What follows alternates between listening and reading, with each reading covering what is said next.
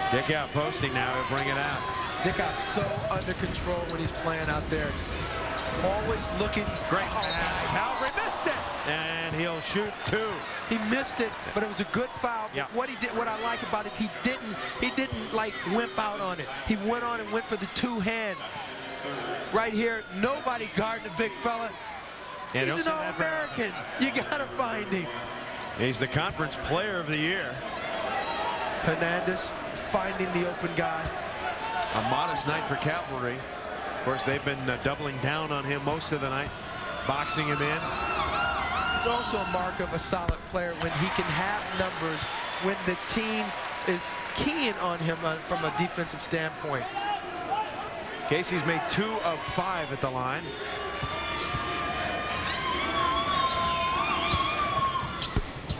And now 2 of 6. There, Ross. He's a good player. Yeah, he's having a nice game. 69-64. Can Santa Clara make one more run? 4 minutes to play.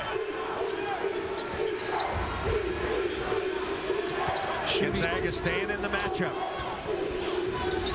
This is where they got in trouble in the first half. Jones, horrible shot.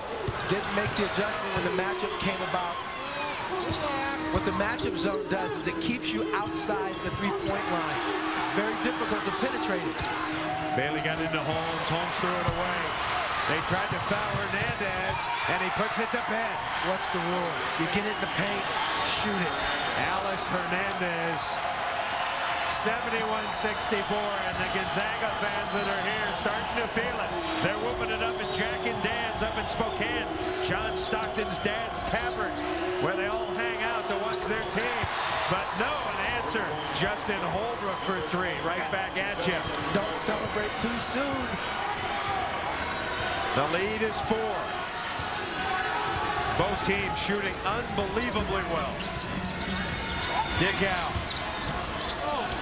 Calvary So drops it in. Why did that sort of look like Stockton Malone to me right there?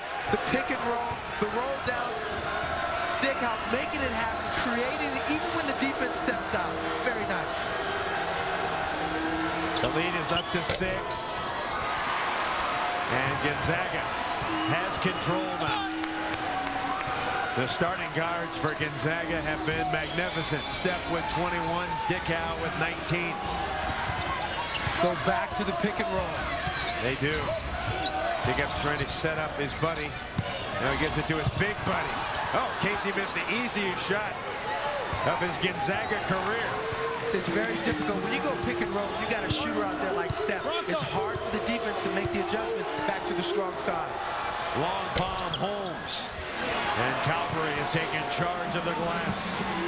Gonzaga, the Elite 8 2 years ago. Sweet 16 last season. They're looking to go back for the 3rd year in a row. I tell you what, I wouldn't want to be the team to play these guys first. Tough matchup, don't you think? When you can shoot the ball like they can from the perimeter, and you have the strength down in the low blocks, defense, you've got everything there is for major upsets. So Dickow, a tremendous ball handler. He is fouled. The bonus in effect, it's 1+1. So Dickow just missed the front end. He's not having a particularly good free throwing night. 4th foul on Jones. That could be a factor. And Dan Dickow, as we mentioned, an 88%er. He's 1 of 3 tonight. You know, one thing you have to do, you have to give Santa Clara a lot of credit. I think that in many ways they controlled a lot of the tempo in this game. They let it slip away from them on a couple of occasions during the course of the game, but really have been in the mix playing Gonzaga's tempo. And I didn't expect that. Dickow makes 2. It doesn't sound quite like Stockton to Malone, but Dickow to Calvary is working just fine. 1:36 to play. Santa Clara up against it, trailing Gonzaga 75-67. The Zags, the #1 seed in the tournament. Everybody figured they'd win. Nobody thought that Santa Clara would possibly get this far except the Bronco fans, and they've played well, but they're just not up to it. Not quite up to Gonzaga's level. Well, when you look at them on paper, that's for sure, but this game's certainly not totally out of reach. We got a minute 36 to go. Obviously, anything can happen. One thing you think about, you think of Brian Jones and his quest to make it to the big dance, something he wanted to do when he first got there. May not happen. Steve Nash was a guy that showed him around, and he just got used to knowing that's what they were going to the playoffs. Santa Clara with the full and the 30. They got to get a bucket here. Must score possession. Nice dish. Big. And coming up with it is Justin Holbrook. And a quick timeout. So Dick Davey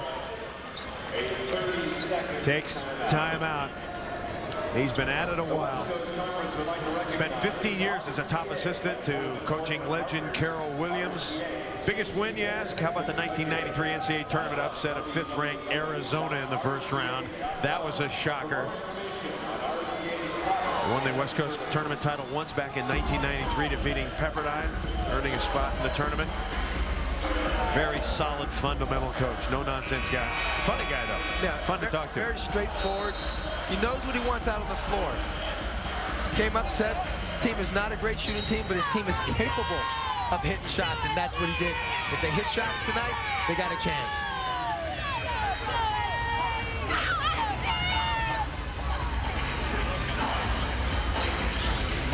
.120 to play, 75-69. Don't forget, Sports Center coming up next. Linda Cohn, Bill Pito, NBA stuff.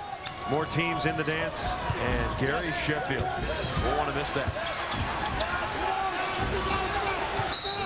So Gonzaga takes time out. The one guy you don't want to throw it to for Gonzaga is Calvary, because he is a poor free thrower. Everybody else pretty good. That was excellent press, defense, and I tell you what, Step made a great call right there, because they were very close to getting a 10-second call. Had 8 seconds run off the clock. Gonzaga, if they win, they get the automatic bid. Pepperdine finishes 21-8, but they have a fairly high RPI, but they should be an NIT contender. So should Santa Clara. Yeah, both of them get a chance to get NIT. Obviously, Pepperdine very disappointed they're not playing in this game tonight. Such a great year a year ago. Of course, the big upset when they got to the tournament, beating Indiana and knocking out Bobby Knight's crew. So the West Coast Conference, competitive this year. When you look at the NIT, they got to look at Santa Clara. When it's 6 in a row at the end of the season, that's when you're supposed to be playing your best basketball. Santa Clara needs a pick here. And they'll settle for the foul. They foul Mark Spink. Not too bad. He's a 67% free throw shooter. If you're wondering about Gonzaga as a team, 68%. That's a little better than average. I think the national average is about 66, and it's going down every year. Blake Stepp, Dan Dickow, 42 points. 42 points for your backcourt. They'll take it all day long.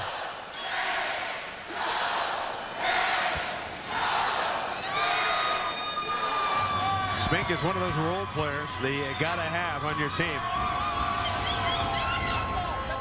And in the double bonus, he makes the first of 2.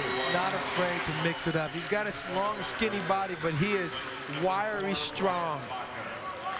Not afraid of anybody out on the floor. 3 of 3.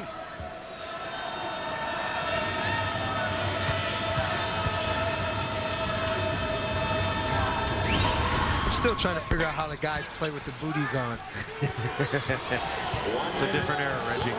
The worst part is there's no way they can be taped up. Santa Clara has 13 three-pointers. That's a season high. They need another one right here. Ross. Oh no! And Spink right on the ball. He may have followed through into the cranial area of Steve Ross. That's called a leather sandwich. He's over the top of this ball. The referee just jumped the gun. Watch on top. Right there, no chance. Maybe you want to, maybe for the abuse that he got on the block, but certainly that's a jump ball.